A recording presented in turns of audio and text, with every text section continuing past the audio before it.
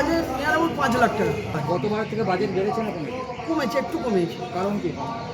কারণ ধরুন সরকারি তো মূল্যটা পাবো না, আমাদের প্যান্ডেল খুব খারাপ হবে না এটা বলতে পারি।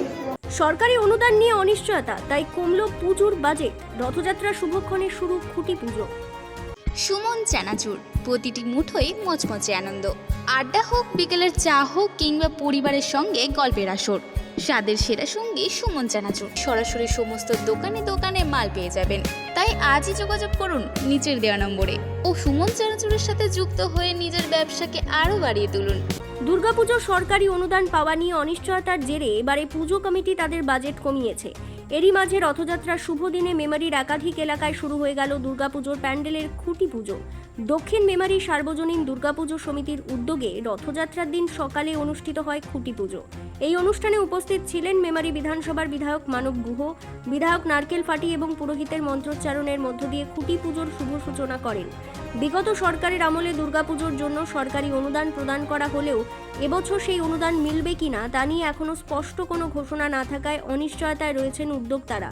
তবুও প্রতি বছরের মতো এবারও থিমভিত্তিক মণ্ডপ ও আকর্ষণীয় আলোকসজ্জার মাধ্যমে দর্শনার্থীদের জন্য বিশেষ কিছু উপহার দেওয়ার পরিকল্পনা রয়েছে তাদের। পুজো উদ্যোক্তারা জানান, গতবারের তুলনায় এবারের বাজেট কিছুটা কম রাখা হয়েছে।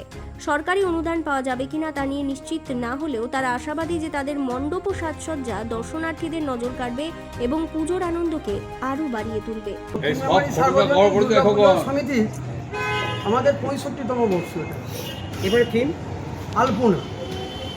কি দেখানো হবে আলপনার মাধ্যমে? আলপনার মাধ্যমে কি দেখানো হবে এটা তো আপনারা পুজো প্যান্ডেলেই বলবেন, কিন্তু যে শিল্পী আমাদের এই প্রাঙ্গণ তৈরি করছেন এবং মূর্তি তৈরি করছেন সেই বীরভূমের বোলপুর থেকে করছেন, উনি এসছেন। আমি আপনাদের সামনে ওনাকে একটু ডাকতে চাইছি, বিশ্বজিৎ মাঝি। বিশ্বজিৎ